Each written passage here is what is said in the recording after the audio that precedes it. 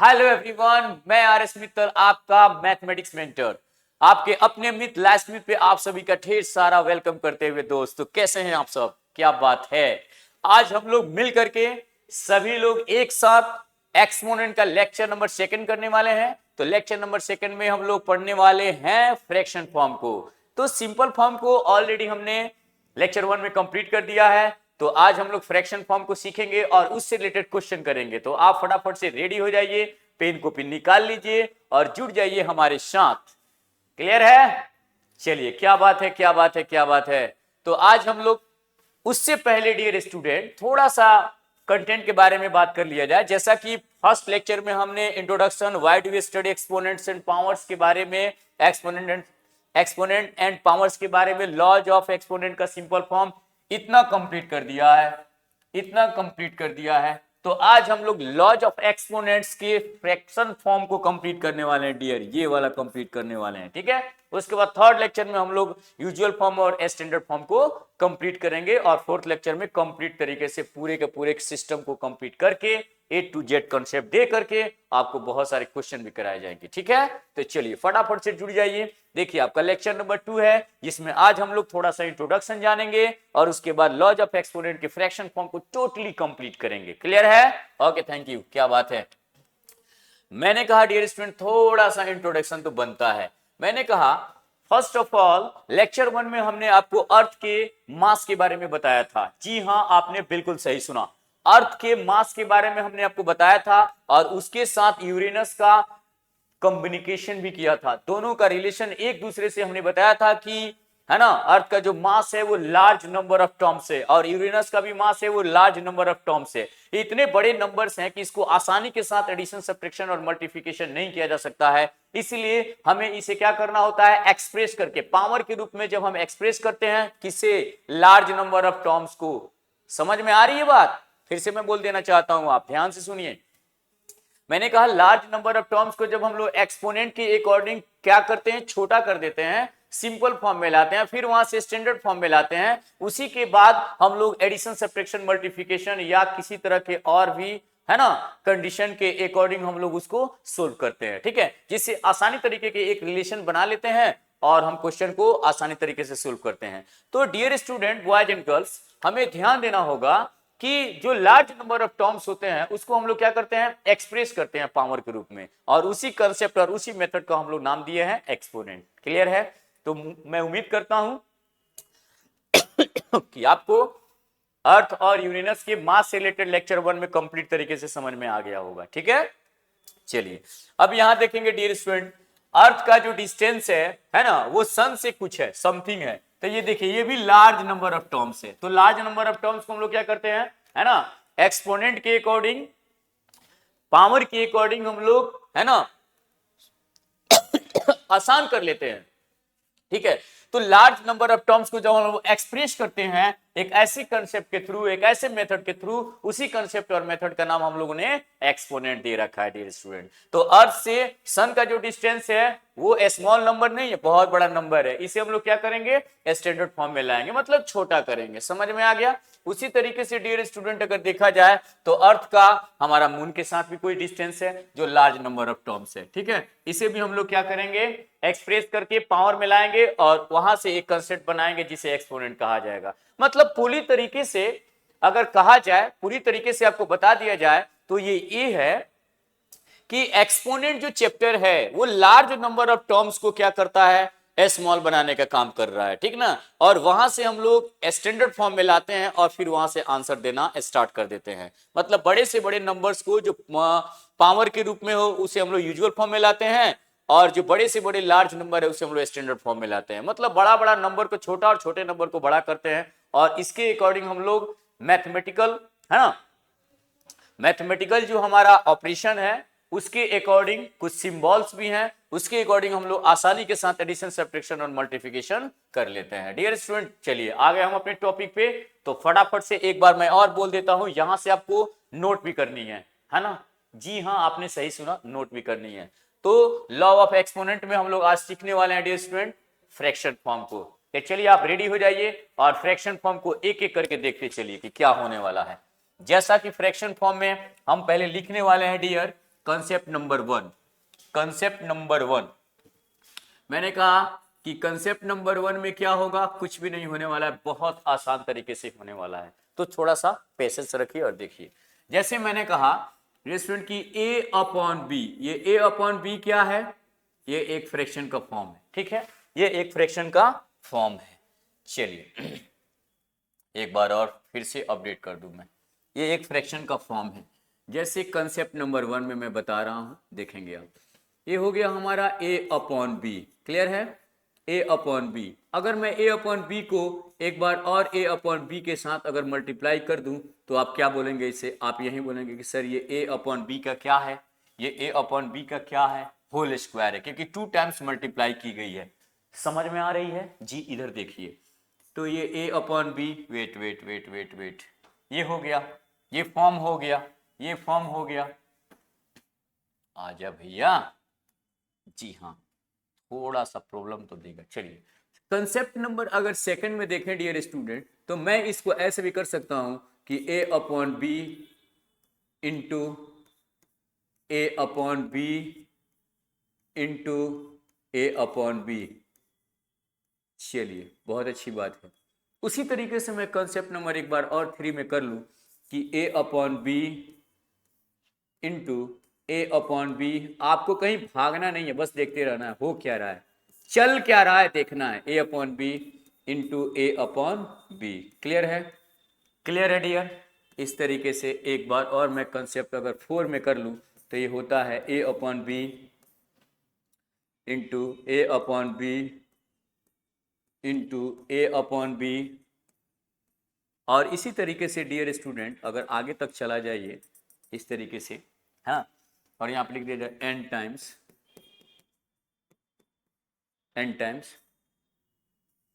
ठीक है, तो क्या होगा। चलिए अब मैं देखता हूं बारी बारी से क्या होने वाला है। मैंने कहा डियर स्टूडेंट प्लीज लिसन, मैंने कहा a upon b into a upon b, इसका मतलब है कि ये जो फॉर्म है ये 2 टाइम्स मल्टीप्लाई किया गया है, तो इसको a अपॉन बी के फॉर्म में लिख करके हमने यहां लिख दिया स्क्वायर, a अपॉन बी का पावर 2, जी नहीं बिल्कुल नहीं, पावर 2 नहीं, एक्सपोनेंट 2, इसके बारे में बात करेंगे फिर से, थोड़ा सा आपको हम बताने वाले हैं। a अपॉन बी का एक्सपोनेंट क्या है, 2 है, यहाँ पे कितना हो जाएगा, a अपॉन बी का एक्सपोनेंट कितना है डियर, 3 है, यहाँ पे क्या हो जाएगा, a अपॉन बी का एक्सपोनेंट कितना है सर, 1 2 3 4 है, जी हाँ बिल्कुल 4 है। और मैंने कहा यहाँ पे कितना है, यहाँ पे कितना है बताएंगे आप, यहाँ पे n टाइम्स दे दिया गया है, तो यहाँ पे मैं लिख दूंगा कि a अपॉन बी का क्या दे दिया गया है, n टाइम्स दे दिया गया, ठीक है। ये n किसका काम कर रहा है डियर, ये n काम कर रहा है आपका नेचुरल नंबर का, नेचुरल नंबर, नेचुरल नंबर। तो आपको पता है कि नेचुरल नंबर 1 से लेकर के इनफाइनाइट तक के जितने सारे नंबर होते हैं वो सारे के सारे नेचुरल नंबर होते हैं, ठीक है, क्लियर है, यहां तक समझ में आ रही है। चलिए गुड। मैंने कहा अगर इस फॉर्म को मैं यहां से उठाऊं, थोड़ा सा समझने का प्रयास करेंगे डियर स्टूडेंट।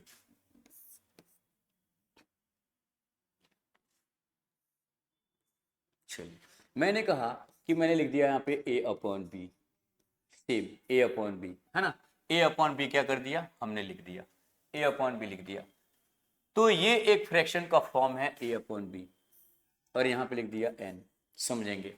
तो a अपॉन बी का अगर n फॉर्म है तो सेम जिस तरीके से डियर स्टूडेंट सिंपल फॉर्म का कंडीशन था उसी तरीके से यहां भी फ्रैक्शन हो जाएगा। ये n किसका काम करेगा, एक्सपोनेंट का, एक्सपोनेंट का, या फिर आप इसे डिग्री भी बोल सकते हैं, नो डाउट, क्लियर है, एक्सपोनेंट बोल सकते हैं या डिग्री बोल सकते हैं, ठीक है। आप इसका क्या नाम देंगे डियर, इसका नाम देंगे बेस, इसका नाम क्या देंगे, बेस। और डियर स्टूडेंट ये टोटल जो एक्सपेरिमेंट है, डियर स्टूडेंट जो ये टोटल जो एक्सपेरिमेंट है, ये टोटल जो एक्सपेरिमेंट है इसका क्या नाम दिया जाएगा, ये टोटल एक्सपेरिमेंट का नाम दे दिया जाएगा आपको पावर। सेम सिंपल फॉर्म में जिस तरीके से हुआ था, फ्रैक्शन का भी सेम फॉर्म है, तो मैं आपको बता देता हूं ताकि क्लियर हो जाए, कहीं से कोई डाउट ना रहे, ठीक है। एक एक करके नोट करेंगे, नहीं तो बार बार वीडियो देखने से अच्छा है कि एक बार ढंग से देखेंगे, एक एक करके टॉपिक को कंप्लीट करेंगे और नोट भी करेंगे, क्लियर है। चलिए तो डियर स्टूडेंट ये हो जाएगा पावर, ये हो जाएगा पावर। क्लियर है? चलिए उस तरीके से अगर देखा जाए तो मैं यहाँ पे लिख दूं कि x upon y raise to the power n। चलिए 5/6 raise to the power 6, 7/9 raise to the power 11। तो क्या इसको किस तरीके से आप पढ़ेंगे बताइए, किस तरीके से आप इसको है ना लीड करेंगे? चलिए देख लीजिए, मैंने कहा x upon y raise to the power n, है ना, x upon y raise to the power n, तो यहां क्या बोलेंगे 5/6 रेज टू द पावर 6। समझ में आ रही है? तो 5/6 raise to the power 6, 7/9 raise to the power 11। Clear है? तो इस तरीके से हमें क्या करना है, राइट करना है, और इस तरीके से क्या करना है, बोलना भी है। समझ में आया? कैसे बोलेंगे आप? तो x upon y raise to the power n, 5/6 raise to the power 6, 7/9 raise to the power 11। Clear है? क्लियर है? तो मैं इसे लिख भी देता हूं। चलिए मैंने लिख दिया कि x upon y raise to the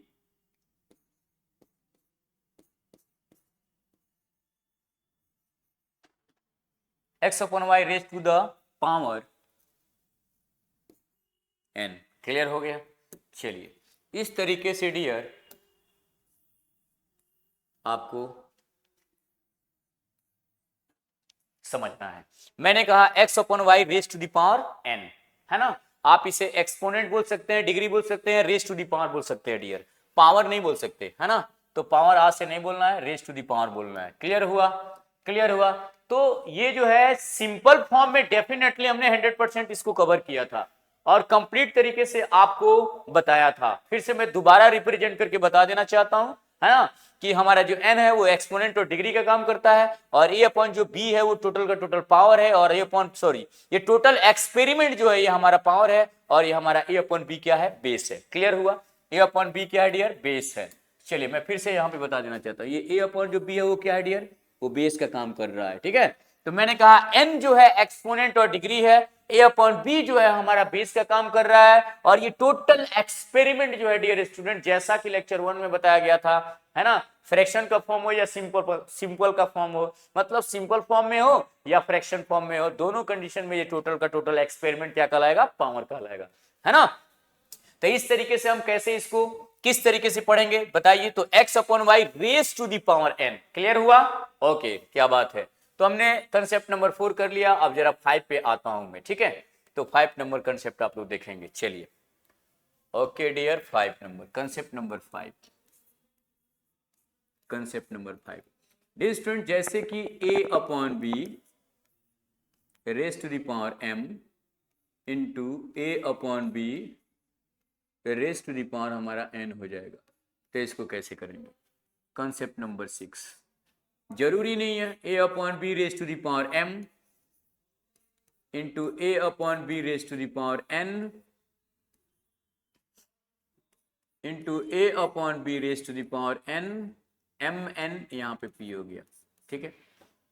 concept number 7 में आ जाइए, यहाँ पे a upon b raise to the power m divided by a upon b raise to the power n, या फिर इसको ऐसे भी लिखा जा सकता है a upon b raise to the power m upon a upon b raise to the power n। Clear है?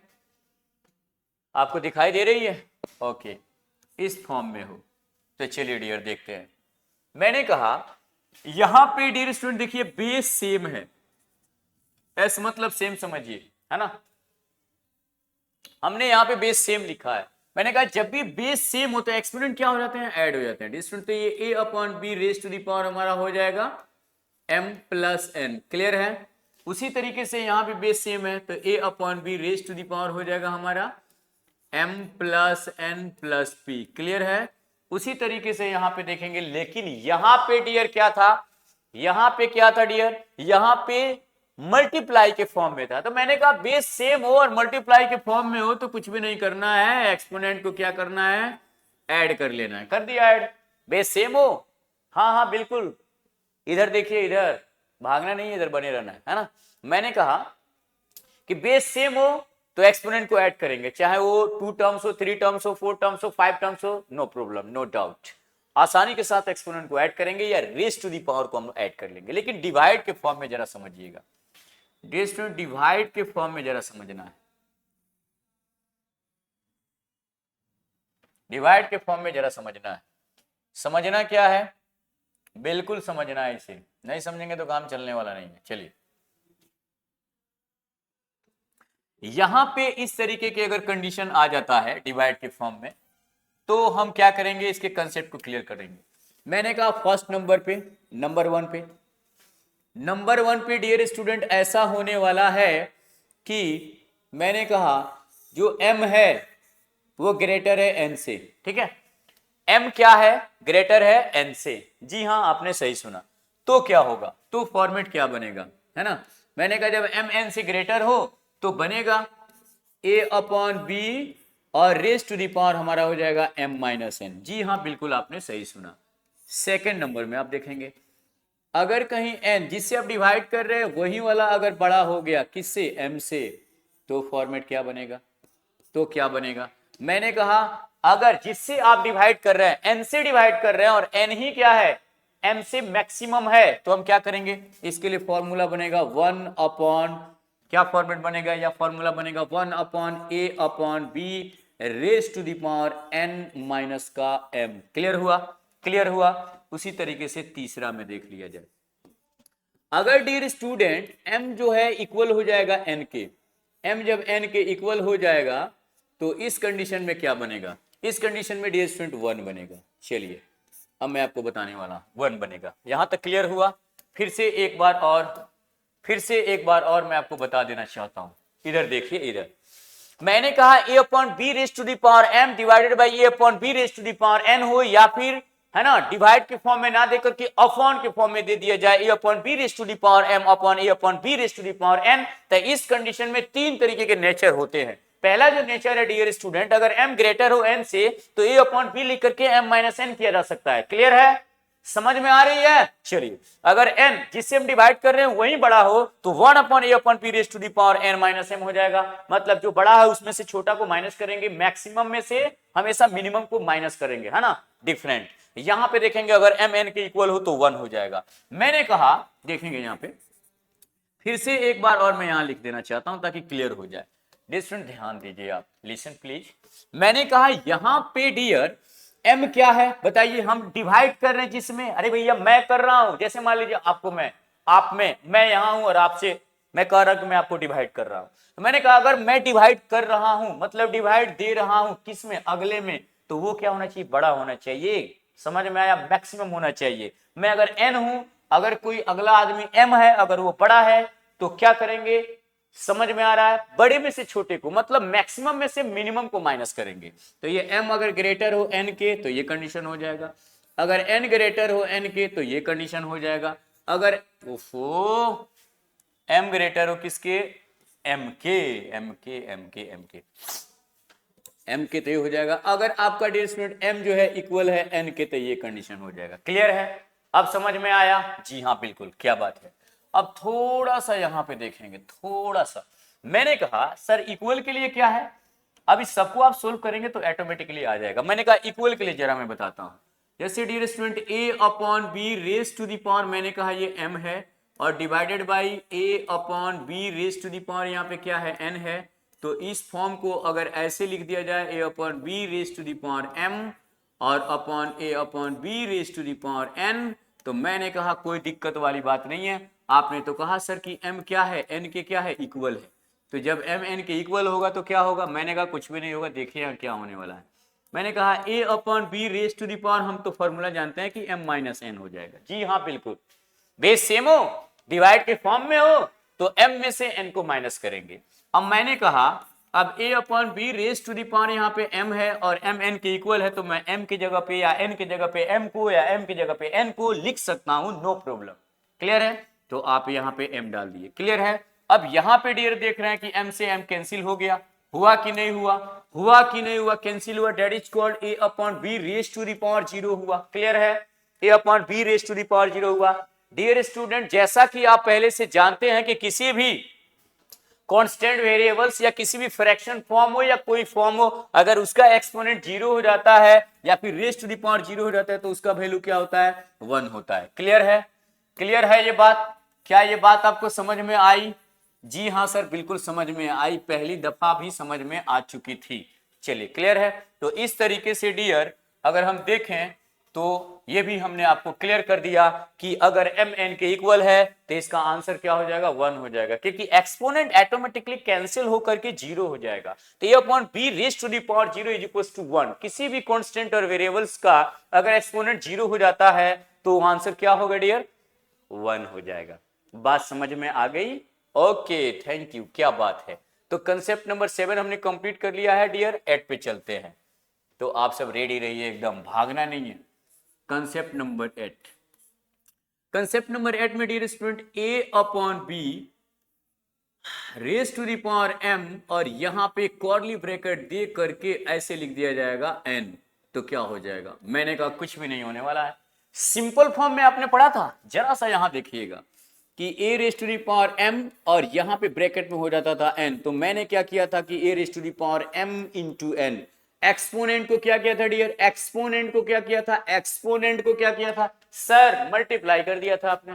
मैंने कहा वही काम करना है डियर, वही काम करना है। बेस तो बेस यहां सिंपल फॉर्म में हो या फ्रैक्शन के फॉर्म में, जो काम हम सिंपल फॉर्म में करते आए हैं लेक्चर नंबर 1 में, सेम वही काम हम फ्रैक्शन के फॉर्म में भी करते चले जाएंगे। क्लियर है?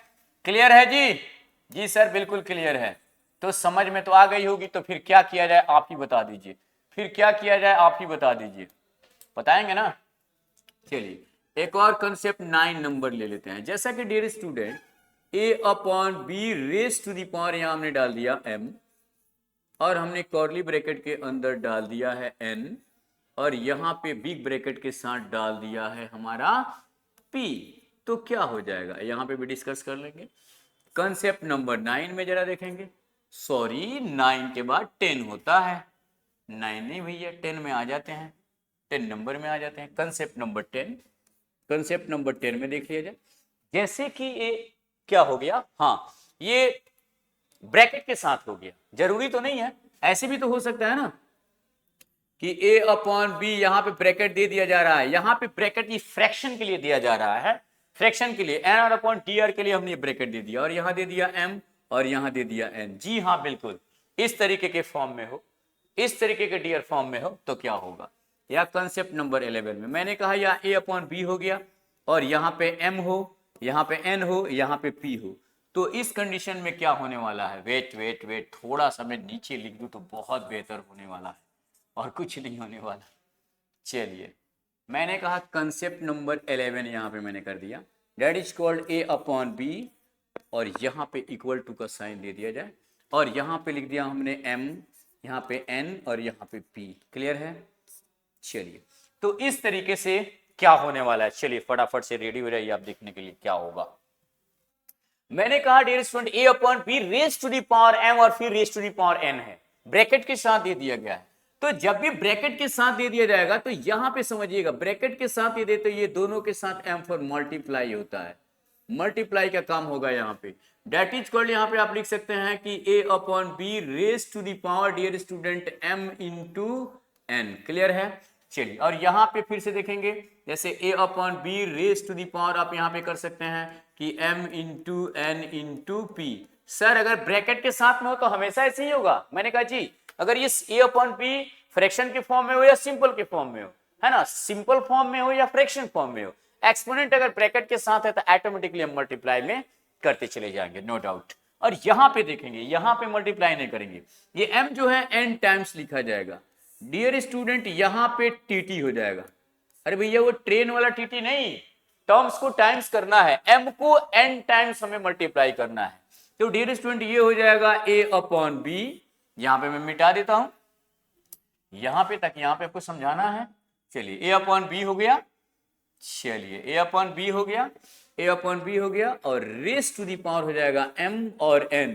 लेकिन यहां पे ये आपको जरूर मैं बता देना चाहता हूं, ये आपको मैं जरूर एकदम बता देना चाहता हूं, रेड पेन से बता देना चाहता हूं कि यहां पे टर्म्स को क्या किया जाएगा? टाइम्स किया जाएगा डियर स्टूडेंट, टर्म्स को टाइम्स किया जाएगा। किसको? तो m को n टाइम्स। m को क्या करेंगे यहां पे, m को क्या करेंगे हम n टाइम्स करेंगे, m को n टाइम्स करेंगे, क्लियर है? m को n टाइम्स करेंगे, क्लियर है? m को n टाइम्स करेंगे, क्लियर है? समझ में आया? क्या बात है। उसी सिचुएशन में यहां भी डियर स्टूडेंट अगर 2 टाइम्स और 3 टाइम्स हो exponent, no doubt that is called a upon b raise to the power m, हमारा n, उसके बाद p। तो यहां पे देखिएगा किस तरीके से होगा, ठीक है? इस तरीके से यहां पहले n को समझिएगा, n को p टाइम्स करना और ये टोटल एक्सपेरिमेंट आ जाएगा।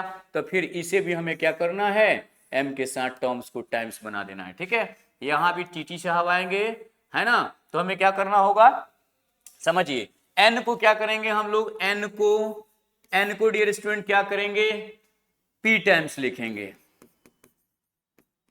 है ना? और यहां पे टोटल जो है हमारा कौन आ जाएगा, अभी इसको टोटल को जब हम एक्सपेरिमेंट करेंगे तब ये n के फॉर्म में आ जाएगा, ठीक है? और ये n को p टाइम्स, और हम यहां पे क्या करेंगे, अब m को क्या करेंगे, ठीक है? n में आ जाएगा, p को जब हम n को p टाइम्स मल्टीप्लाई करेंगे तो n के फॉर्म में आ जाएगा। समझ में आ रही है? नहीं आ रही है? पल्ले नहीं पड़ रही? एक बार और, मैंने कहा n को जब p टाइम्स मल्टीप्लाई करेंगे तो n के फॉर्म में आ जाएगा। अब इस m को क्या करना होगा, n टाइम्स करना होगा, मतलब हमें क्या करना होगा, n को p टाइम्स किया, अब m को क्या करेंगे डियर स्टूडेंट, m को क्या करेंगे, n टाइम्स करेंगे, ऑटोमेटिकली हमारा आंसर आता जाएगा। टर्म्स को टाइम्स करना है बस, यहां डायरेक्ट हम लोग मल्टीप्लाई करेंगे और यहां टर्म्स को टाइम्स करेंगे, ऑटोमेटिकली हमारा आंसर आता चला जाएगा। Any problem? नो। तो अब देखेंगे डियर कुछ अलग यहाँ पे होने वाला है। देखिए बहुत मजा आने वाला है, भागना नहीं है, देखना है, बहुत मजा आने वाला है। पहले आप देख तो लीजिए, मैंने कहा डियर कंसेप्ट नंबर 11 हो गया, 12 में जरा देखिएगा मैं क्या लिख रहा हूं, पहले लिख क्या रहा हूं वो तो देख लीजिए। मैंने कहा डियर कि यहां पे लिख दिया हमने a अपॉन बी, है ना? a अपॉन बी, क्या लिख दिया, a अपॉन बी, देखिएगा a अपॉन बी, और यहां पे लिख दिया डियर m, और उसके फिर से एक बार और ब्रैकेट डाल करके यहां पे लिख दिया n, लेकिन ऐसा यहां पे कुछ भी नहीं लिखा, और यहां पे लिख दिया देखिएगा इक्वल टू, है ना? और यहां देखिए क्या लिखा हूं, a upon b raise to the power हमारा हो गया m, और यहां हो गया n। देखिए देखिए आप क्या ये सेम दिख रहा है आपको? जी सर सेम ही दिख रहा है, a upon b m n, यहाँ भी अपॉन बी एम एन। मैंने कहा साहब ध्यान दीजिए, इधर देखिए, यहाँ पे ब्रैकेट है और यहाँ पे विदाउट ब्रैकेट है, तो ब्रैकेट के साथ यहाँ पे क्या हो जाएगा, ब्रैकेट के साथ यहाँ पे क्या हो जाएगा, आप ही बता दीजिए। सर ब्रैकेट के साथ हो जाएगा, अरे भैया आ जाओ, ब्रैकेट के साथ, यहाँ पे ब्रैकेट के साथ ये हो जाएगा m फॉर मल्टीप्लाई, और यहाँ पे हो जाएगा टीटी साहब आ जाएंगे, एम एन के साथ क्या आ जाएंगे, टर्म्स को हमें टाइम्स करना पड़ेगा, ठीक है? तो टर्म्स को टाइम्स करेंगे यहाँ पे, और यहाँ ब्रैकेट के साथ आ जाएगा। मैंने कहा ये किस सिचुएशन में, किसी सिचुएशन में इक्वल नहीं हो सकता है, विदाउट एक सिचुएशन है जहां पे इक्वल हो सकता है। मैंने कहा देखेंगे, अब यहां पे डियर इसको हम करेंगे तो ऐसे कर सकते हैं, जैसे देखेंगे मैंने लिख दिया कि a upon b raise to the power, a upon b raise to the power m into n, ये एक फॉर्म बना, लेकिन इसे हम ऐसे नहीं लिख सकते हैं। किसे नहीं लिख सकते सर? इसे नहीं लिख सकते। मैंने कहा क्यों, मैं लिख दूंगा इसे, a अपॉन बी लिख करके दिखा दूंगा। मैंने कहा मैं लिखने गया तो a upon b raise to the power ये एम एन ही लिखा है, देख रहे हैं? यहां पे मल्टीप्लाई का फॉर्म आ गया डियर स्टूडेंट, यहां पे मल्टीप्लाई का फॉर्म आ गया, m फॉर मल्टीप्लाई का फॉर्म आ गया, और यहां पे कोई मल्टीप्लाई का फॉर्म नहीं आया, ये टीटी साहब आ गए। फिर से एक बार और मैंने बता दिया, तो मैंने कहा ये जो फॉर्म होते हैं ये दोनों कंडीशन में एक दूसरे के क्या होते हैं, इक्वल नहीं होते हैं। ये जो है एक दूसरे के इक्वल नहीं होते हैं। जैसा कि हम एक एग्जाम्पल लेते हैं डियर स्टूडेंट, एक एग्जाम्पल लेते हैं, जैसे a अपॉन बी, चलिए a अपॉन बी को हटाया जाए, a अपॉन बी बार बार नहीं लिया जाएगा। जैसे कि a अपॉन बी नहीं 2 अपॉन 3 हमने ले लिया कि 2 अपॉन 3 या 1 अपॉन 2 ले लेता हूं मैं, वेट आसान लूंगा ताकि आप आसानी से समझ सकें। 1 upon 2 raise to the power 2 और ब्रैकेट डाल दिया यहाँ पे, और रेज टू द पावर यह डाल दिया 3। मैंने कहा डियर स्टूडेंट, हमने सोचा कि चलो सेम है भाई, कर लेता हूँ 1 upon b raise to the power 2 और यहाँ 3, ठीक है? समझ में आ रही है? मैंने कहा 1/2 raise to the power 2 and फिर से ब्रैकेट हमने डाल दिया रेज टू द पावर 3 कर दिया, यहाँ पे 1/2। ओफो साहब, बी साहब कहां से 2 लाना है, बी मत आओ। 1/2 रेज टू द पावर 2 और फिर again raise to the power 3। Clear है? समझ में आ रही है भाई? बने रहना है, सीखना है ना। बहुत सारे काम है करने के लिए, लेकिन पहले ये काम इंपॉर्टेंट है, स्टडी। तो चलिए, मैंने कहा अब यहाँ पे m फॉर मल्टीप्लाई हो जाएगा, यहाँ पे m फॉर मल्टीप्लाई हो जाएगा, और यहाँ पे टीटी साहब आएंगे कि नहीं आएंगे? यहाँ पे टीटी साहब आएंगे जी, आया जाए टीटी साहब, बताइए क्या होने वाला है? पकड़ने आएंगे हैं क्या आप? पकड़ करके ले जाएंगे क्या? इन्होंने बोला नहीं लेके जाने वाले। चलिए, मैंने कहा देखेंगे स्टूडेंट, यहाँ पे 1/2 रेज टू द पावर हो जाएगा 3 2 जा 6, और यहाँ पे थोड़ा देर के लिए मैंने कर दिया इन दोनों को इक्वल कर दिया है, लेकिन लास्टली क्या होने वाला देखेंगे। और ये 2 को 3 टाइम्स मल्टीप्लाई करेंगे, that is called 1/2 raise to the power हो जाएगा 2 इंटू 2 इंटू 3, 2 इंटू 2 इंटू 2, है ना। टर्म्स को टाइम्स करना है, 2 एक टर्म्स है जिसे 3 टाइम्स मल्टीप्लाई करना है, कर दिया मैंने। अब फिर यहां से देखा डियर, तो 1/2 रेज टू द पावर यहाँ 6 आ रहा है, और यहां देखा डियर तो यहां आ गया 1/2 रेज टू द पावर हमारा क्या आ गया 2 2 जा 4 2 जा 8 आ रहा है। अब बताइए 1/2 रेज टू द पावर 6 क्या इक्वल हो सकता है 1/2 रेज टू द पावर 8 के? हो सकता है। आपको समझ में आ रहा है कभी होने वाला है? जी नहीं, क्योंकि ये 6 टाइम मल्टीप्लाई होगा और ये 8 टाइम मल्टीप्लाई होगा, तो 6 टाइम मल्टीप्लाई और 8 टाइम मल्टीप्लाई की वजह से नहीं हो सकता है, बिल्कुल भी नहीं हो सकता है। लेकिन एक सिचुएशन है जहां पे हो जाएगा, जैसे डियर स्टूडेंट हमने लिख दिया 1/2 रेज टू द पावर 2 और यहाँ ब्रैकेट के साथ डाल दिया यहाँ भी 2, तो देखिए यहाँ 2 को 2 टाइम्स 2 को 2 के साथ मल्टीप्लाई कीजिएगा तो 2 2 जा 4, लेकिन यहाँ देखिएगा सेम उसी सिचुएशन में 1/2 और यहाँ भी 2 रख दिया, एक्सपोनेंट को 2 रख दिया। मैंने कहा यहाँ 2 को 2 के साथ मल्टीप्लाई कीजिएगा तो 2 2 जा 4, और यहाँ 2 को 2 टाइम्स कीजिएगा तो 2 2 जा 4। अब ये एक ऐसा सिचुएशन है कि बेस अगर सेम हो, इधर देखिए भैया, इधर समझा रहा हूं मैं, 2 को 2 के साथ मल्टीप्लाई करेंगे 2 2 जा 4, 2 को 2 टाइम्स मल्टीप्लाई करेंगे, 2 एक टर्म है जिसे 2 टाइम्स मल्टीप्लाई किया जाएगा, 2 इंटू 2 2 2 जा 4। अब ये बेस सेम है, फिर भी एक्सपोनेंट देखिए सेम हो जा रहा है, तो यहाँ पे ये एक कंडीशन है जहां पे मल्टीप्लाई भी 4 होता है और 2 को 2 टाइम्स मल्टीप्लाई किया जाता है तो भी हमारा 4 हो जाता है ना। इस सिचुएशन में दोनों एक दूसरे के क्या हो जाते हैं स्टूडेंट? ये दोनों के क्या हो जाते हैं? इक्वल हो जाते हैं, इक्वल हो जाते हैं। लेकिन आपको इस कंडीशन को छोड़ करके बाकी में सब में हमारा क्या हो जाएगा? इक्वल नहीं होगा। कंप्लीट तरीके से समझ में आया? तो मैंने कहा a/b raise to the power m और ब्रैकेट के साथ n दिया हो तो वो a/b raise to the power mn के कभी इक्वल होने वाला नहीं है। एक कंडीशन है जहां पे 2 2 आएगा और उस कंडीशन में डियर स्टूडेंट इक्वल हो जाएगा। क्या मेरी बात आपको समझ में आ रही है? क्लियर हुआ? जी सर, एक बार हाँ बोल दीजिए। ओके, नहीं बोलेंगे? गुस्सा हो गए, नाराज हो गए? कोई बात नहीं, बाद में बोलिएगा, टेंशन नहीं लीजिए। चलिए, क्लियर हुआ? तो इस तरीके से डियर स्टूडेंट कंसेप्ट नंबर हमने कितने कर लिए कंप्लीट? हमारा 11 12 भी कंप्लीट हो गया है ना। तो चलिए अब हम लोग चलने वाले हैं किस पे? कंसेप्ट नंबर 13 पे। ओके, कंसेप्ट नंबर 13, बस ज्यादा नहीं, 2 से 3 और है, देख लीजिए। कंसेप्ट नंबर 13 में देखेंगे जरा सा। मैंने कहा डियर स्टूडेंट a/b और रेज टू द पावर यहाँ पे दे दिया गया है m, अब मल्टीप्लाई में डियर स्टूडेंट दे गया a/b नहीं, वेट थोड़ा सा डिफरेंट करने दीजिए, फिर मजा आने वाला। फिर यहां पे दे दिया गया है c/d, देखिएगा, और raise to the power m, ये क्या होने वाला है? मैंने कहा होने वाला है, बहुत कुछ नहीं होने वाला, बहुत कुछ कम होने वाला है। देखेंगे यहाँ पे a/b raise to the power m into c/d raise to the power n, ओफो, हाँ चलिए कोई बात नहीं, mm ही होना चाहिए, और d e/f raise to the power dear student m। तो इस फंक्शन में क्या होने वाला है? क्या कंसेप्ट बनने वाला है? क्या फॉर्मूला बनेगा? चलिए देखेंगे। मैंने कहा बेस क्या है डियर? बेस क्या है? d फॉर डिफरेंट है। बेस क्या है? d फॉर डिफरेंट है। समझ में आ रहा है? तो जब बेस सेम हो तो एक्सपोनेंट को ऐड किया जाता है, जब बेस डिफरेंट हो तो बेस को ही मल्टीप्लाई किया जाता है। यहां पे आपको कुछ भी नहीं करना है, यहां पे आपको करना है कि a/b इंटू c/d। देखिए बेस डिफरेंट है तो बेस को हमने मल्टीप्लाई कर दिया और एक्सपोनेंट को उठाया, ऐसे अला करके रख दिया। लीजिए भैया, लीजिए, हो गया। क्लियर है डियर? ओके।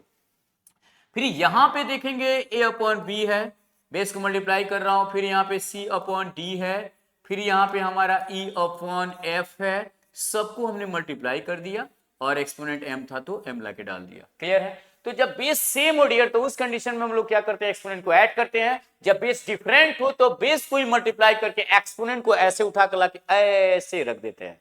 रख दिया यहाँ पे, रख दिया यहाँ पे। क्लियर है? तो इस तरीके से हमारा कंसेप्ट क्लियर हुआ। मैं इस पे भी एक एग्जांपल करा देना चाहता हूं। एक एग्जांपल, जैसे dear student 1/2 raise to the power यहां हमने डाल दिया 2 और इंटू डाल दिया कि 3/4 रेज टू द पावर यहाँ पे 2, तो क्या इसका आंसर नहीं निकलेगा? जी हाँ, बिल्कुल निकलने वाला है। क्यों नहीं निकलेगा? बेस सेम है? नहीं है, लेकिन एक्सपोनेंट तो सेम है, रेज टू द पावर तो सेम है ना? तो क्या करेंगे सर? कुछ भी नहीं करने वाला, मैं बेस को मल्टीप्लाई करने वाला। मैंने कहा 1/2 इंटू 3 जल्दी बताइए 4। क्लियर है? और यहाँ रेज टू दी पावर कितना हो जाएगा? रेज टू दी पावर कितना हो जाएगा हमारा m, तो वही m हमारा 2 हो जाएगा। डेट इज कॉल्ड डियर 1, 3 से मल्टीप्लाई करेगा, 3 1 जा 3 और 4 2 जा 8। एक्सपोनेंट कितना है? 2 है तो 2 लिख देंगे, नो प्रॉब्लम। अब ये 3/2 को क्या करना है भाई? 2 टाइम्स मल्टीप्लाई कर देना है ना? टर्म्स को टाइम्स कर दीजिए। 3/8 इंटू 3/8 हो गया। 2 टाइम्स मल्टीप्लाई, 3 3 जा 9 और 8 8 जा 64। डियर स्टूडेंट, तो हमारा आंसर कितना आ गया? 9/64 will be correct answer. Clear है? क्लियर है? मैं उम्मीद करूं कि आपको समझ में आया होगा। क्या बात है, अगर आ गई है समझ में तो बहुत अच्छी बात है। नहीं आई है तो दोबारा से वीडियो को पॉज कीजिए और फिर आगे पीछे करके कीजिए कंप्लीट। किस हाल में कीजिए, लेकिन कीजिए, समझिए, क्योंकि बार बार इतने अच्छे तरीके से कंसेप्ट जो दी जा रही है, समझाई जा रही है, पूरी तरीके से अपनी 100% एफर्ट लगा दी गई है, एनर्जी लगा दी गई है। ऐसे नहीं जाने दीजिए, पढ़िए, समझिए। Okay, thank you. मैंने कहा इस तरीके से हमने कंसेप्ट नंबर 14 को कंप्लीट कर लिया है। जरा मैं आ जाता हूं कहां? 14 के बाद 15 पे, कंसेप्ट नंबर 15 देखेंगे डियर। मैंने कहा a/b raise to the power dear student 0 देखेंगे। ये तो कमाल का है। क्या बात है सर? मैंने कहा a/b raise to the power 0 हो। कंसेप्ट नंबर 16 में देखेंगे। ऐसे भी तो हो सकता है। वेट a/b मैंने कहा डियर स्टूडेंट, ऐसे भी हो सकता है कि a/b raise to the power sir -1 हो। जी हाँ, क्यों नहीं हो सकता? मैंने कहा a/b raise to the power -1 का क्या मतलब है? ये पहला मैंने रख दिया इसको और इसको सेकंड बना दिया। लो भैया सेकंड। क्या -2 नहीं हो सकता? जी बिल्कुल हो सकता। थर्ड में मैं एक और लिख देता हूं थोड़ा सा क्लियर करने के लिए। a/b raise to the power -3 मैं लिख देता हूं और मैं एक और लास्ट लिख दूंगा डियर स्टूडेंट, राइट करूंगा मैं 1 a/b raise to the power -n। क्या होगा? मैंने कहा कुछ नहीं होने वाला है, जो आप जानते हैं वही होने वाला है। सिंपल फॉर्म में आपने जिस तरीके से एक एक कंसेप्ट को क्लियर किया था, सेम फ्रैक्शन फॉर्म भी उसी तरीके से कंप्लीट हो रहा है। जहां पे a था वहां पे a/b है।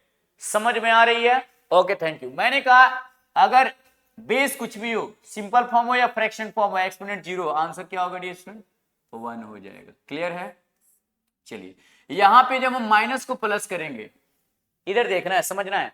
जब हम एक्सपोनेंट में समझिए, जब हम बेस को, है ना, सॉरी बेस नहीं, एक्सपोनेंट को जब माइनस से प्लस करेंगे मतलब निगेटिव को पॉजिटिव बनाएंगे, तो ऑटोमेटिकली फ्रैक्शन क्या होगा? एनआर डीआर में चला जाएगा, डीआर एनआर में चला जाएगा। ठीक है? डीआर को एनआर मतलब नीचे वाला को ऊपर और ऊपर वाला को नीचे कर लेना है। ठीक है? तो कीजिए, मैंने कहा ये हो जाएगा b/a और raise to the power 1। Clear है? उसी तरीके से माइनस को मैं प्लस करूंगा तो ये b/a raise to the power 2। Clear है? उसी तरीके से यहां मैं माइनस को प्लस करूंगा डियर स्टूडेंट, तो b/a और रेज टू द पावर हमारा 3 हो जाएगा। उसी तरीके से माइनस को प्लस करेंगे तो हमारा हो जाएगा b/a और raise to the power n हो जाएगा। डियर स्टूडेंट, ये n क्या है? ये n नेचुरल नंबर है, नेचुरल नंबर है। क्लियर है? नेचुरल नंबर आप जानते हैं कि a number which is starting from 1 to infinite या all countings number are called natural number. Clear है? तो इस तरीके से डियर देखा जाए तो सर आपने क्या कर दिया? मैंने कुछ भी नहीं किया है। एक्सपोनेंट को या रेज टू द पावर को निगेटिव से पॉजिटिव बनाया है, तो एनआर डीआर में चला आया और डीआर एनआर में चला गया है। बस इतनी सी तो बात है। सब कुछ सही चल रहा है क्या? हाँ हाँ बिल्कुल, क्या बात है, समझ में आया? तो आप इसे नोट भी करेंगे, एक एक करके नोट करेंगे तभी फायदा होने वाला है। कॉपी निकाल करके बैठिए और नोट कीजिए। ओके डियर, क्लियर है? चलिए इस तरीके से एक क्वेश्चन कर लेता हूं। मैंने कहा 1/2 रेज टू दी पावर, अगर सर -1 हो तो क्या होगा? क्या होगा? कुछ भी नहीं होने वाला। 1/2 रेज टू दी पावर -1 हो तो कुछ भी नहीं होने वाला। जो आप जानते हैं वही होने वाला है। जैसे माइनस को आप प्लस करेंगे ऑटोमेटिकली 2 ऊपर चला जाएगा और 1 नीचे आ जाएगा, एनआरडीआर में, डीआरएनआर में। ओके, और यहाँ एक्सपोनेंट 1 है तो यहाँ 1 डाल दीजिए। डेट इज कॉल्ड 2/1 को 1 टाइम से मल्टीप्लाई करना है तो 2/1 डेट इज कॉल्ड हमारा आंसर 2 हो जाएगा। क्लियर है? क्लियर है डियर? इस तरीके से आसानी से देखिए मैंने एक क्वेश्चन को भी सोल्व कर दिया है ताकि आपको समझ में आ जाए। चलिए एक और एग्जांपल ले लेता हूं मैं, एक और एग्जांपल ले लेता हूं। ओके, ये एग्जांपल 1 ले लिया, एक और एग्जांपल। जैसा कि डियर मैंने कहा एक और एग्जांपल ले लिया जाए, जैसे कि 2/3 और रेज टू द पावर -2 हो तो क्या होगा? मैंने कहा देखेंगे, जैसे मैं डियर माइनस को प्लस करूंगा, निगेटिव को पॉजिटिव करूंगा, रेज टू द पावर, इधर देखिए एक्सपोनेंट को निगेटिव से जैसे ऑटोमेटिकली मैं पॉजिटिव करूंगा, ये 3 ऊपर चला जाएगा और ये 2 नीचे आ जाएगा और रेज टू द पावर हमारा 2 हो जाएगा। डिस्टेंट 3/2 रेज टू दी पावर 2, इसका मतलब ये होता है, इसका मीनिंग ये होता है कि 3/2 को 2 टाइम्स मल्टीप्लाई करना है। तो 3/2 इंटू 3/2 समझ में आ रही है? तो 3 जा 9 और 2 जा 4। तो dear student 9/4 will be correct answer. 9/4 will be correct answer हो गया हमारा। क्लियर है? इस तरीके से समझ में आ गया? चलिए गुड, क्या बात है। तो हमने लेक्चर नंबर कंसेप्ट नंबर 16 को भी कंप्लीट कर लिया है। हाँ बिल्कुल, क्या बात है, क्या बात है, क्या बात है, फटाफट से 16 को भी कंप्लीट कर लिया है। तो चलिए अब मैं आ जाता हूं थोड़ा सा 17 के ओर, कंसेप्ट नंबर 17।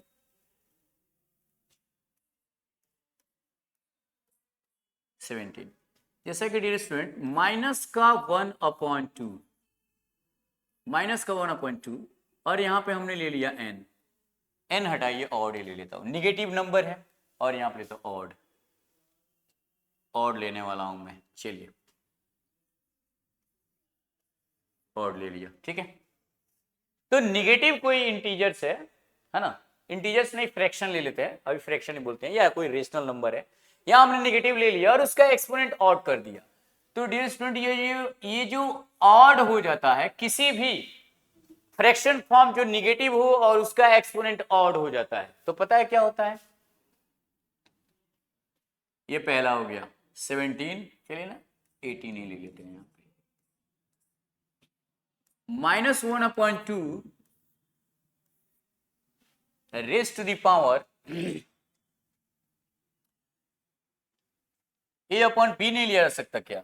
जी बिल्कुल लिया जा सकता, मैं लूंगा यहाँ पे a/b को। चलिए मैं लूंगा और आपको a/b ही लिखने वाला हूं मैं। माइनस का a/b, माइनस का a/b, कोई फ्रैक्शन हो गया, इवन हो गया, ठीक है। तो डियर स्टूडेंट फ्रैक्शन का जो फॉर्म है वो निगेटिव है। डियर स्टूडेंट फ्रैक्शन का जो फॉर्म है वो निगेटिव है और निगेटिव फ्रैक्शन फॉर्म का एक्सपोनेंट और नंबर दे दिया गया है 17 नंबर कंसेप्ट में, और 18 में निगेटिव, देखिए यहाँ पे फ्रैक्शन यहाँ भी निगेटिव है और उसका एक्सपोनेंट क्या दे दिया गया है? इवन दे दिया गया है। तो कोई भी फ्रैक्शन हो जो निगेटिव में हो, अगर उसका एक्सपोनेंट या raise to the power odd हो या इवन हो, तो उसके लिए क्या क्या हो सकता है जरा देखेंगे। मैंने कहा जब निगेटिव का ऑड है तो ये डियर स्टूडेंट हो जाएगा ऑलवेज निगेटिव,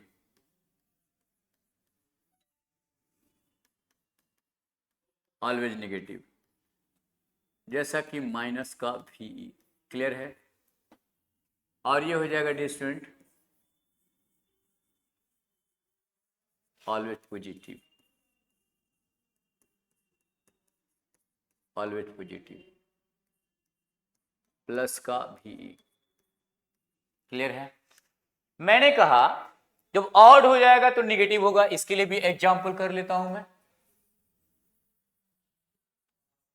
चलिए कंसेप्ट नंबर 17 का एग्जांपल।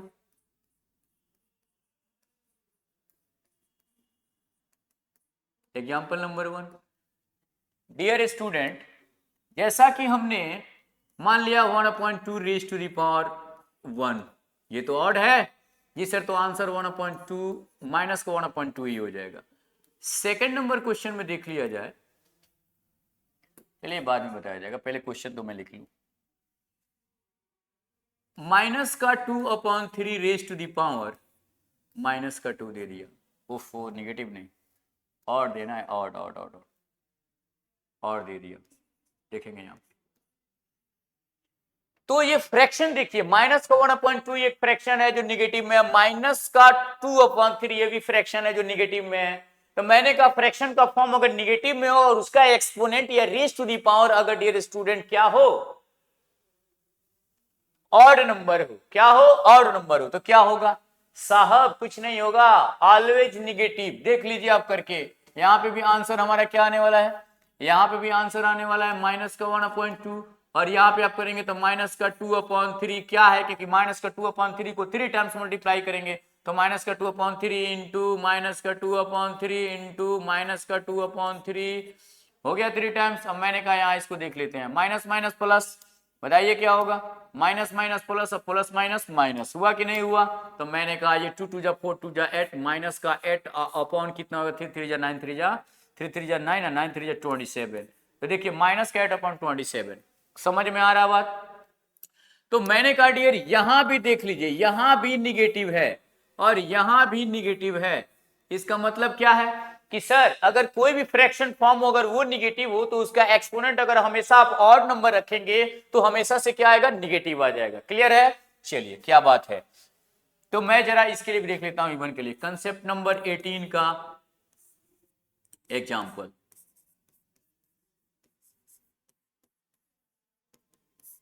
एग्जाम्पल नंबर 1, चलिए मैंने कहा 1/2 raise to the power 2, 1/2 raise to the power 2, यहां माइनस ले लो भैया, minus 1/2 raise to the power 2, minus 1/2 raise to the power 2। चलिए क्या बात है, अगर इस तरीके से होता है तो -2 minus minus minus 1/2 raise to the power 2। चलिए क्लियर है। तो यहां पे देखेंगे, या फिर एक और मैं क्वेश्चन ले लूं क्या, एक और क्वेश्चन में ले लूं क्या, जी बिल्कुल ले लिया जाए।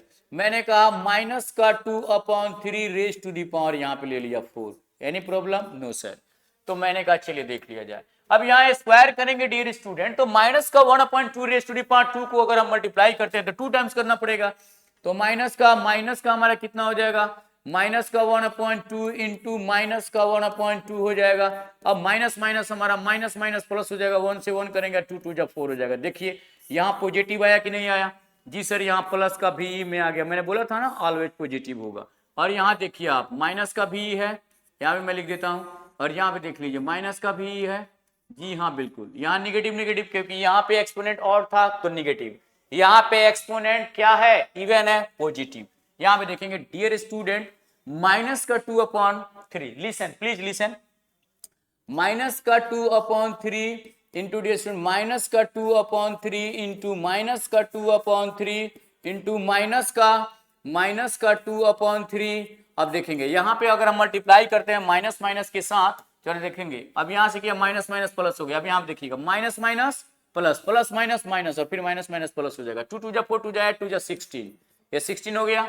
और यहाँ पे क्या हो जाएगा, ये 16 हो गया, 2 2 जा 4 2 जा 8 2 जा 16, और अपॉन में हो जाएगा 3 3 जा 9 3 जा 27, और 27 को 3 से मल्टीप्लाई करेंगे तो 81 हो जाएगा। तो डियर स्टूडेंट यहाँ भी जो हमारा आंसर आया है, यहाँ भी जो हमारा आंसर आया है, देख लीजिए यहाँ जो हमारा आंसर 16/15 आया है या 1/4 आया है, वो ऑटोमेटिकली क्या है, वो ऑटोमेटिकली क्या है, पॉजिटिव है, यहाँ भी पॉजिटिव है। समझ में आ रहा है आपको, चलिए समझ में आया तो बहुत अच्छी बात है, नहीं समझ में आया तो वीडियो को पॉज करके देखिए, एक बार आगे पीछे कर लीजिए। मैंने कहा फिर से यहाँ पे क्या आ रहा है, प्लस का भी आ गया, ठीक है। तो डियर स्टूडेंट एग्जाम्पल में हमने क्या देखा कि अगर फ्रैक्शन निगेटिव में है, अगर उसका एक्सपोनेंट, हाँ बिल्कुल एक्सपोनेंट इवन हो तो ऑलवेज पॉजिटिव, ऑड हो तो ऑलवेज निगेटिव। क्लियर है। तो किसी भी फ्रैक्शन हो या फिर सिंपल फॉर्म हो, अगर वो निगेटिव है, अगर उसका एक्सपोनेंट ऑड है तो हम क्या करेंगे, आंसर अगर लाएंगे तो निगेटिव में आएगा, अगर उसका एक्सपोनेंट इवन है तो आंसर किस में आएगा, पॉजिटिव में आएगा। क्लियर है? चलिए बहुत अच्छी बात है। यहां तक हमने 17 और 18 नंबर को कंप्लीट कर लिया है, तो 90-20 को भी देखेंगे डियर, 90-20 को भी देखेंगे। चलिए रेडी हो जाइए आप 90-20 को देखने के लिए, है कि नहीं? तो 90-20 को चलिए देखा जाए। Concept number 19, concept number 19, concept number चलिए 19 पे आ जाइए। डिस्टेंट जैसा कि if a upon b raised to the power m is equals to a upon b raised to the power n, then distant a upon b raised to the power m is equals to a upon b raised to the power n, then क्या होने वाला है जरा समझेंगे क्या होने वाला है। अगर देख लीजिए बेस जो है दोनों डायरेक्शन में आपको दिखाई दे रहा है। यहां पे बेस क्या है, सेम है। बेस क्या है डियर, सेम है। बेस क्या है, सेम है। बेस क्या है, सेम है। सर कितनी बार बोलिएगा, जब तक आप नहीं समझेंगे तब तक बोलेंगे ठीक है। मैंने कहा यहाँ पे a अपॉन बी और यहाँ भी a अपॉन बी है, तो a upon b raise to the power m और a upon b raise to the power n। Base क्या है, सेम है। तो डियर स्टूडेंट जब भी बेस सेम हो तो इस कंडीशन में हम लोग क्या करते हैं जरा समझिएगा, इस कंडीशन में हम क्या करते हैं जरा समझिएगा। देन क्या होने वाला है, जब भी बेस सेम हो डियर स्टूडेंट तो हम लोग एक्सपोनेंट में, यहां हमको कैंसिल नहीं करना चाहिए लेकिन मैं आपको समझाने के लिए कैंसिल कर रहा हूं। एक्सपोनेंट ऑटोमेटिकली बेस कैंसिल होगा, कैंसिल करना नहीं है, करना नहीं है, बेस कैंसिल होगा और हम लोग आंसर किस में देंगे, कंसेप्ट क्या बनेगा, एक्सपोनेंट में। सो m हो जाएगा डियर स्टूडेंट इक्वल हो जाएगा किसके, n के, और m को n के इक्वल करके हम लोग क्या करेंगे, यहां से आंसर देंगे। क्लियर है? चलिए अब मैं इसे मिटा दूं, नहीं तो आप भी कहीं कट कुट करने लगेंगे, है ना, क्योंकि आप तो एक बार देखते हैं वही काम करना शुरू कर देते हैं। चलिए अब कंसेप्ट नंबर मैंने क्या देखा, 19 हो गया, कंसेप्ट नंबर 20 पे आ जाइए। मैंने कहा डियर स्टूडेंट इफ अगर a upon b raise to the power अगर m है, और यहां पे देखेंगे c upon d raise to the power, समझेंगे, c upon d raise to the power dear student यहां भी क्या है, m है। एक्सपोनेंट सेम है, एक्सपोनेंट क्या है डियर, सेम है, और बेस क्या है, डिफरेंट है। यहां पे बेस क्या है, डिफरेंट है। क्या बात है, क्या बात है, क्या बात है, क्या बात है, क्या बात है, डी फॉर डिफरेंट, और यहां पे एक्सपोनेंट क्या है, सेम है। तो डियर स्टूडेंट जब एक्सपोनेंट सेम हो, एक्सपोनेंट जब सेम हो तो क्या होगा, सर पहले ऊपर वाला क्लियर हुआ है जी, मैंने क्लियर कर दिया, आपका नहीं हुआ, फिर से एक बार बोल देता हूं। बेस सेम हो तो एक्सपोनेंट में आंसर देंगे, और जब एक्सपोनेंट सेम हो तो बेस में आंसर देंगे। किस में आंसर देंगे, बेस में आंसर देंगे। तो देखिए तो ये क्या है, सेम है क्या, सर ये तो डिफरेंट है। मैंने कहा ये डिफरेंट है, तो कोई दिक्कत नहीं है, जो सेम है उसको कैंसिल करेंगे। मैंने कहा मैंने m से m को कैंसिल कर दिया, करना नहीं है, मैंने थोड़ा देर के लिए किया। अब आंसर किस में देंगे, आंसर किस में देंगे डियर, जल्दी बताइए। देन क्या होने वाला है, देन क्या होने वाला है, बताइए क्या होने वाला है। मैंने कहा सर कुछ भी नहीं होने वाला है, ये a upon b is equal to c upon d होने वाला है। तो हम लोग क्या करेंगे, बेस में आंसर देंगे। क्लियर है, क्लियर है, बेस में आंसर देंगे। ठीक है, तो चलिए मैं ये एक्सपोनेंट को जो कट किया इसे मिटा देता हूं। अब कंप्लीट तरीके से समझिएगा। कंसेप्ट नंबर 9 कहता है कि अगर a upon b raise to the power m is equal to a upon b raise to the power n हो, तो मैंने कहा बेस सेम है। तो डियर स्टूडेंट फ्रैक्शन के फॉर्म में अगर बेस सेम हो तो एक्सपोनेंट में आंसर दिया जाएगा।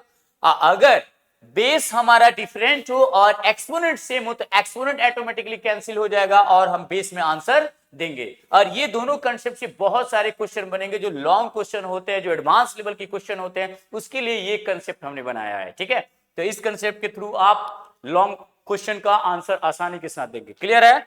Okay, thank you. चलिए, तो मैं उम्मीद करूं कि फ्रैक्शन फॉर्म का टोटल कंसेप्ट आपको समझ में आ गया होगा।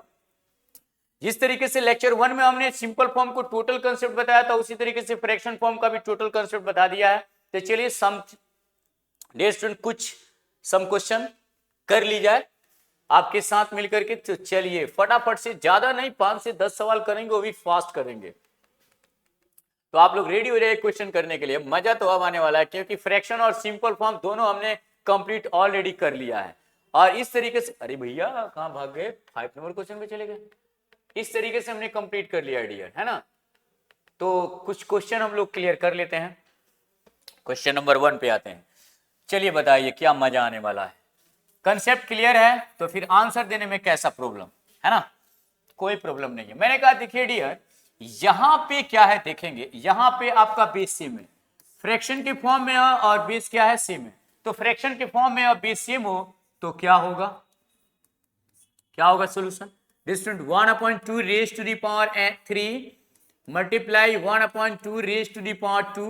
जी हाँ बिल्कुल, मैंने कहा बेस सेम एक्सपोनेंट को ऐड कर लीजिए। 1/2 रेज टू द पावर हो जाएगा 3 + 2। डियर स्टूडेंट हो जाएगा 1/2 रेज टू द पावर हमारा हो जाएगा 5।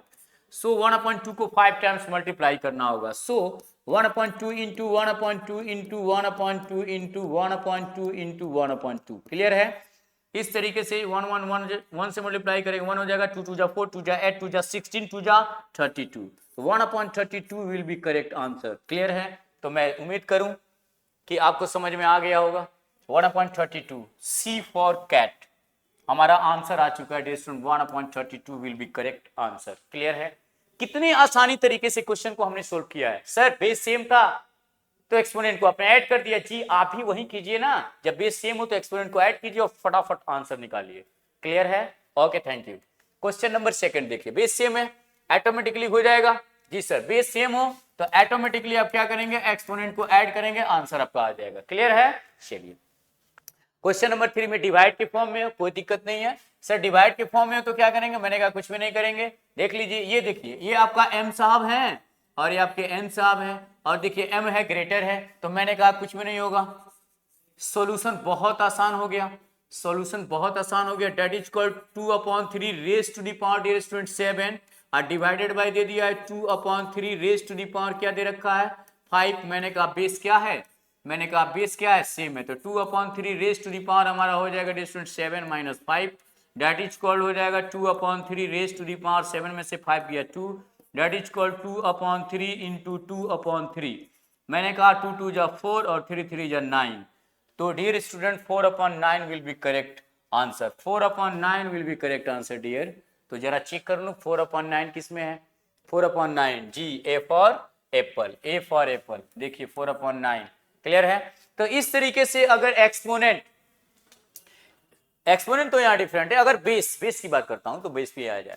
मैंने कहा बेस सेम हो मल्टीप्लाई में हो तो एक्सपोनेंट को ऐड कीजिए। अगर डिवाइड के फॉर्म में हो और जिससे आप डिवाइड कर रहे हैं और डिवाइड करने वाला, जैसे हमने कहा कि फर्स्ट वाला में डिवाइड सेकंड वाला से हमने किया और फर्स्ट वाला का एक्सपोनेंट ऑटोमेटिकली दिख रहा है कि हमसे क्या है, बड़ा है। मतलब सेकंड वाले के एक्सपोनेंट से फर्स्ट वाला एक्सपोनेंट अगर ग्रेटर है तो बेस को लिखिए और m - n कर दीजिए। अगर डिवाइड करने के फॉर्म में देख रहे हैं कि जिससे हम डिवाइड करें वो बड़ा है तो 1/a/b raise to the power n - m कर लीजिए। क्लियर है। चलिए नो डाउट। 4 नंबर क्वेश्चन, क्या बात है, ये तो कंसेप्ट सर हम देखें अभी पढ़े हैं। मैंने कहा पढ़े हैं तो फिर आंसर देना होगा। Dear student 2/3 raise to the power, यहां भी सॉल्यूशन देखेंगे 2/3 रेज़ टू द पावर 2 और यहां ब्रैकेट में डाल करके दे दिया गया फिर से एक बार और 2। मैंने कहा कुछ भी नहीं करना है, ये 2/3 और रेज़ टू द पावर ये 2 × 2 हो जाएगा। सर ऐसा क्यों, मैंने कहा ऐसा इसलिए डियर, क्योंकि जब ब्रैकेट के साथ हो तो एक्सपोनेंट को क्या करते हैं, रेज़ टू द पावर को क्या करते हैं, मल्टीप्लाई करते हैं, जो हमने कर दिया है हमने। तो सो हमारा हो जाएगा 2/3 इंटू, ओहो इंटू नहीं, अभी थोड़ा सा इसको मल्टीप्लाई कर लूं मैंने कहा 2/3 रेज़ टू द पावर 2 2 जा 4 हो जाएगा और यहाँ पे हो जाएगा 2/3 इंटू 2/3। क्यों, क्योंकि sir 2/3 raise to the power 4 है, इसका मतलब 2/3 को 4 टाइम्स मल्टीप्लाई करना है। कर लीजिए ना, कर लीजिए डियर। मैंने कहा मैं ही कर देता हूं, आप परेशान हो जाएंगे। चलिए देखिए यहाँ पे 2 2 जा 4 4 2 जा 8 2 2 जा 4 4 2 जा 8 2 2 जा 4 4 2 जा 8 2 जा 16। दैट इज कॉल्ड 16/3 3 जा 9 3 जा 27 3 जा 81। डिस्टेंस 16/81 will be correct answer. 61/81 will be correct answer. So check कर लेते हैं हम। देखिए क्या बात है, बी फॉर बाहुबली, हमारा आंसर बी फॉर बाहुबली आ चुका है। ओके थैंक यू, क्या बात है। क्वेश्चन नंबर 5 पे आते हैं। ये देखिए यहाँ पे ब्रैकेट का यूज नहीं किया गया है, तो यहाँ पे अगर ब्रैकेट का यूज नहीं किया गया है तो इसका सॉल्यूशन क्या होगा जरा देखेंगे आप। Student 1/2 raise to the power हमारा हो गया 2 और यहाँ हो गया 3। इसका मतलब यह है कि टर्म्स को टाइम्स करना होगा। टीटी, टीटी साहब को समझते हैं? और ट्रेन में चेक करने वाला टीटी नहीं भैया, वो वाले टीटी को मैं नहीं बोल रहा हूँ। चलो भाई फिर से एक बार देख लीजिए, कहाँ चला गया भाई। मैंने कहा सॉल्यूशन में देखेंगे, मैंने कहा 1/2 रेज टू दी पावर, यहाँ पे डियर दे दिया गया है 2 और यहाँ पे दे दिया गया 3, कोई दिक्कत वाली बात नहीं है। यहाँ पे कौन आएंगे, यहाँ पे कौन आएंगे, देखिए ब्रैकेट नहीं है तो यहाँ पे टर्म्स को टाइम्स करना पड़ेगा। टीटी साहब आएंगे, टर्म्स को टाइम्स करेंगे। 2 एक टर्म्स है और 3 टाइम्स हमें मल्टीप्लाई करना है ना। तो चलिए मैं कर देता हूं। तो ये 1/2 और raise to the power 2 into 2 into 2, that is called 1/2 और 2 टू 4 टू 8। डियर स्टूडेंट इसको करना होगा 1/2 into 1/2 into 1/2 into 1/2 into 1/2 into 1/2 into 1/, कहाँ जा रहे हैं सर, एक बार काउंट तो कर लीजिए। मैंने कहा कर लेता हूं, 1 2 3 4 5 6 7 बार हुआ है। काश एक बार और लिख लिया होता तो 8 बार हो जाता। चलिए लिख लेते हैं 1/2। अब मल्टीप्लाई करेंगे जरा। मैंने कहा 1 से ऊपर में मल्टीप्लाई करें, 1 इंटू 1 इंटू 1 इंटू 1, अरे नहीं करने वाले भाई, 1 ही लिख लेता हूं। चलिए 2 2 जा 4 2 जा 8 2 जा 16 16 2 जा 32 और 32 को 2 से मल्टीप्लाई करेंगे 64 और 64 को 2 से मल्टीप्लाई करेंगे तो हो जाएगा 128 और 121 को 2 से करेंगे 128 इंटू 2 से मल्टीप्लाई करेंगे तो डियर स्टूडेंट कितना हो जाएगा, 256 हो जाएगा। 28 को 2 से मल्टीप्लाई करेंगे तो 28 2 जा 56 हो जाता है और 100 200। अगर आपको नहीं लगता है तो मैं कर देता हूं। 8 2 जा, चलिए देखिए 8 2 जा 16 के लिए 6 कैरी 1 आ गया, 2 2 जा 4 1 5 2 1 जा 2। Dear student 256, 1/256 will be correct answer. समझ में आया? पूरा चेक किया जाए जरा, किधर है भैया, ए फॉर एप्पल। देखिए वैसे आप एप्पल ज्यादा खाते हैं इसलिए आंसर हमेशा आप एप्पल ही आ जाता है। तो 1/56 will be correct answer dear. Clear है? इस तरीके से हमने क्वेश्चन नंबर 5 को भी कंप्लीट कर लिया। चलिए क्वेश्चन नंबर 6, क्या बात है, ये तो बनाना एकदम से बेकार हो जाएगा। डियर स्टूडेंट आपको पता है कि जब फ्रैक्शन का फॉर्म हो या सिंपल फॉर्म में एक्सपोनेंट अगर 0 हो जाए तो क्या हो जाता है, बताइए जल्दी से फटाफट। 5/7 रेज टू दी पावर, मन में लड्डू फूट रहा होगा सर ऐसा क्वेश्चन मिल जाए तो क्या पूछना है, आंसर 1 हो जाएगा। मन में लड्डू फूट रहा है, हाँ तो मन में लड्डू फूट रहा है तो क्या कीजिए, ज्यादा अगर समझ में आ रहा है तो गांव में जाके एक अटजाम करा दीजिए और लोगों को खिलाइए पिलाइए, है ना, पूरी वगैरह, है ना, सब्जी वगैरह, खीर वगैरह।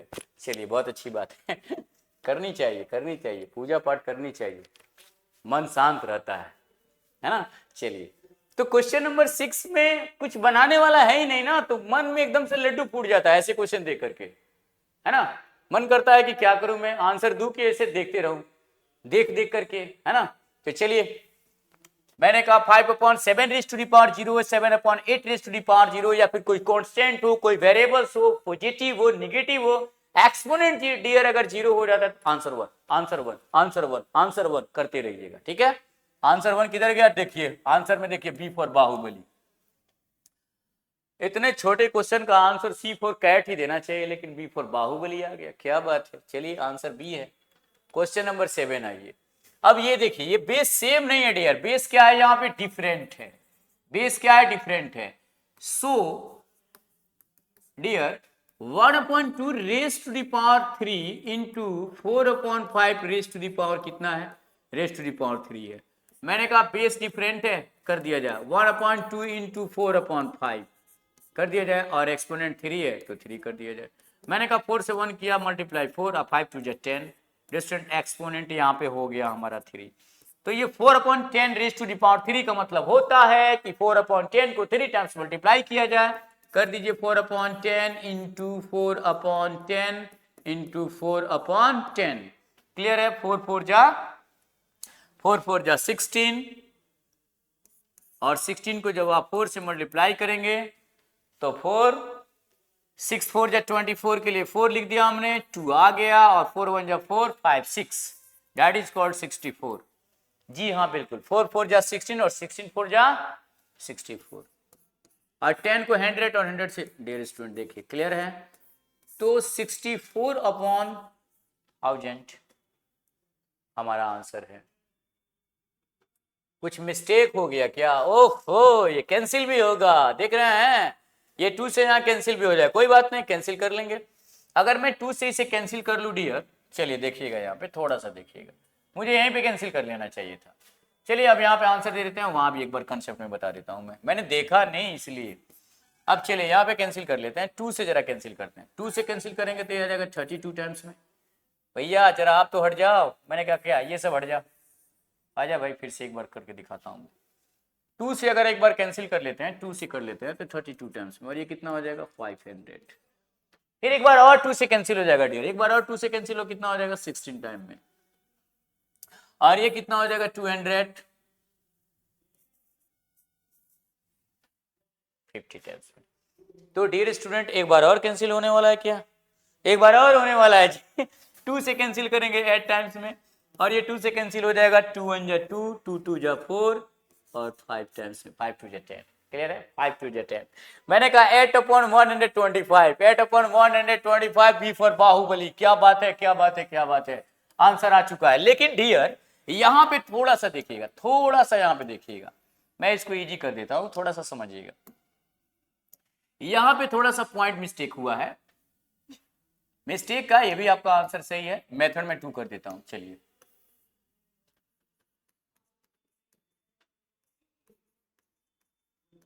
मेथड सेकंड, जैसे 1/2 raise to the power, 1/2 raise to the power, wait 1/2 raise to the power, 1/2 raise to the power 3 into 4/5 raise to the power 3। यार बेस डिफरेंट है, multiply 1/2 raise to the power, अब raise to the power को छोड़िए, base को multiply कीजिए, क्योंकि exponent same है, base different, तो बेस को मल्टीप्लाई 1/2 इंटू 4/5 और रेज टू द पावर 3। अब यहाँ पे मल्टीप्लाई 2 से देखिए, यहाँ कैंसिल हो गया, मैंने कहा यहाँ 2 से कैंसिल हो जाएगा, कर दिया जाए कैंसिल, हाँ 2 से कर दिया, 2 2 जा 4, ये कट गया, ये 2/2 से 1 में मल्टीप्लाई किया, 2/5 तो 5 से तो 1, क्योंकि 2 से हमने 2 1 जा 2 और 2 2 जा 4 को कैंसिल किया, तो 2 से 1 में मल्टीप्लाई किया, 2 हो गया, 5 से 1 में मल्टीप्लाई करेंगे 5 हो जाएगा, क्लियर है। और यहाँ एक्सपोनेंट कितना हो जाएगा 3 है, तो 3 हो गया। मैंने कहा अब ये 2/5 को 3 टाइम्स मल्टीप्लाई करना है, 2/5 इंटू 2/5 इंटू 2/5, तो डियर स्टूडेंट 2 2 जा 4 2 जा 8, अब 5 5 जा 25 और 25 को 5 से मल्टीप्लाई करेंगे 125, तो 8/125 will be correct answer, clear है। चलिए गुड, यहाँ पे देखा नहीं दोस्त, नहीं तो यहीं पे कमाल कर देता, कोई बात नहीं, यहाँ पे नहीं देखा फिर आंसर आ गया, यहाँ पे देखा आंसर आ गया, तो हमारा आंसर कितना हो जाएगा 8/125 विल बी करेक्ट आंसर, यहाँ भी और यहाँ भी, क्लियर है, बी फॉर बाहुबली। चलिए क्वेश्चन नंबर 7 हो गया 8, ये देखेंगे, ये तो कमाल का है, ये तो मैं बनाने वाला हूं, आपको नहीं दूंगा बनाने के लिए।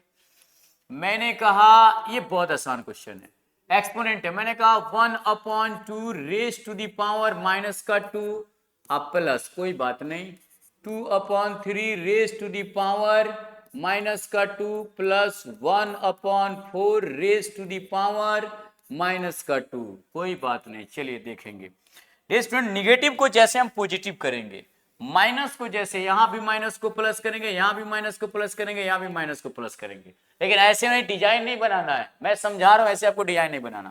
तो हो जाएगा 2, भैया इधर से मिट जाओ, 2 रेज टू द पावर क्या हो जाएगा, ये 2/1 हो जाएगा, तो 2 ही लिख देता हूं 2/1, चलिए 2/1 raise to the power 2 plus 3/2 raise to the power 2 plus 4/1 raise to the power 2। मैंने कहा चलिए इसको अब टर्म्स को टाइम्स किया जाए, 2/1 को 2 टाइम्स मल्टीप्लाई किया जाएगा डियर स्टूडेंट, 2 इंटू 2 प्लस 3/2 को तो 3/2 इंटू 3/2 प्लस 4/1 इंटू 4/1।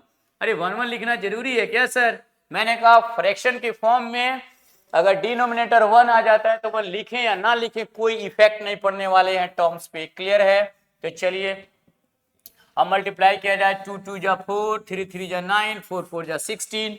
अब करके आंसर दे दिया जाए तो 2 2 जा हमारा हो जाएगा डियर 4, अब प्लस 3 3 जा हमारा कितना हो जाएगा 9/4, अब प्लस का 4 4 जा 16 और 16 को 4 के साथ अगर ऐड किया जाएगा तो हो जाएगा 20।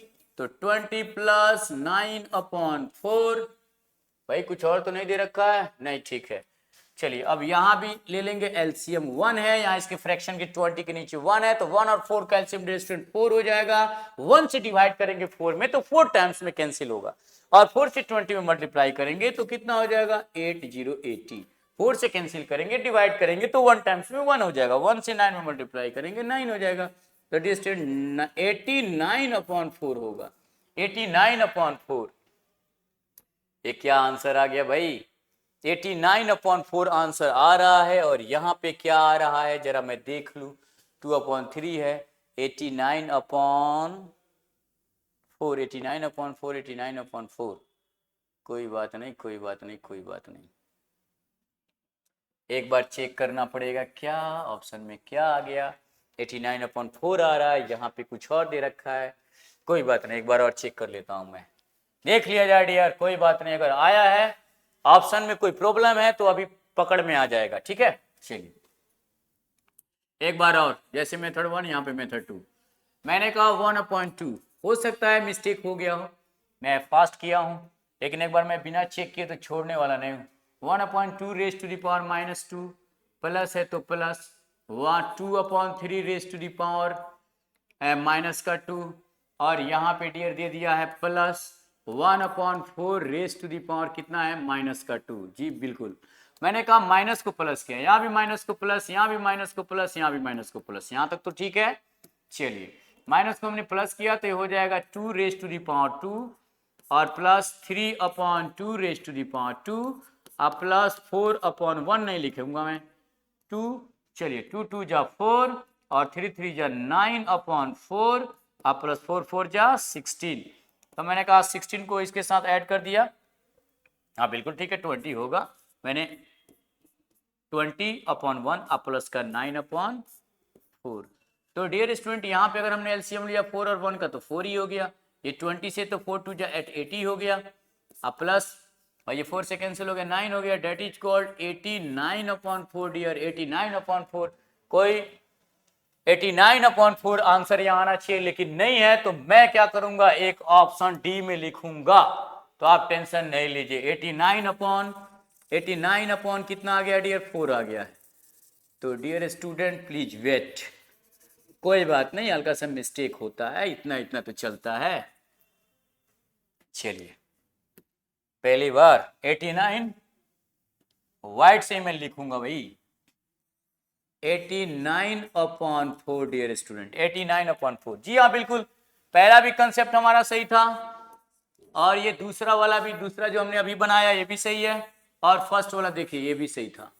थोड़ा सा लगा कि कहीं मिस्टेक हो गया हो लेकिन मिस्टेक नहीं हुआ है, तो हमारा आंसर आ गया डी फॉर देवसेना।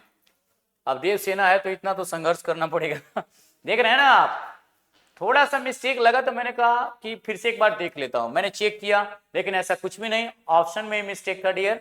तो हमारा आंसर आ गया 89/4 will be correct answer. Clear है? चलिए क्वेश्चन नंबर 9, ये तो आप कर लेंगे, एक्सपोनेंट के फॉर्म में है तो एक्सपोनेंट के फॉर्म में क्या करेंगे, ब्रैकेट है तो मल्टीप्लाई कर लीजिए, मल्टीप्लाई करके आंसर दे दीजिए। क्लियर है?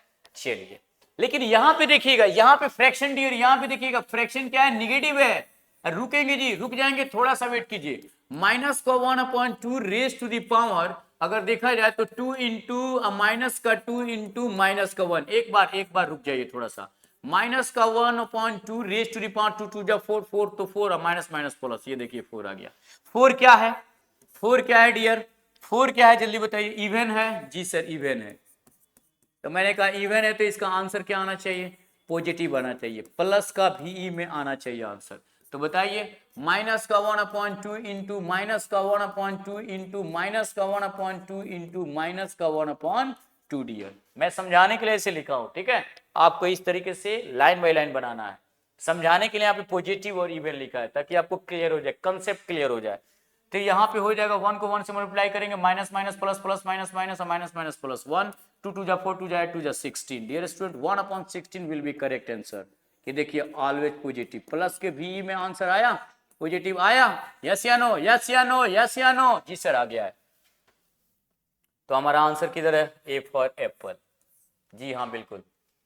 चलिए तो 9 नंबर क्वेश्चन भी हमने कंप्लीट कर दिया है। क्वेश्चन नंबर 10 जो लास्ट है, तो डियर यहाँ पे देखेंगे, कमाल की बात है, हमने एक कंसेप्ट सिखाया था लास्ट में, वही वाला क्वेश्चन है। देखिए बेस सेम है, यहाँ पे मैंने कहा बेस सेम है तो यहाँ मल्टीप्लाई के फॉर्म में है, तो जरा सा सोल्यूशन मैं कर लूं। मैंने कहा 7/12 raise to the power dear student minus का 4, अब multiply 7/12 raise to the power क्या दे रखा है 3x is equal to 7/12 raise to the power dear student क्या दे रखा है 5।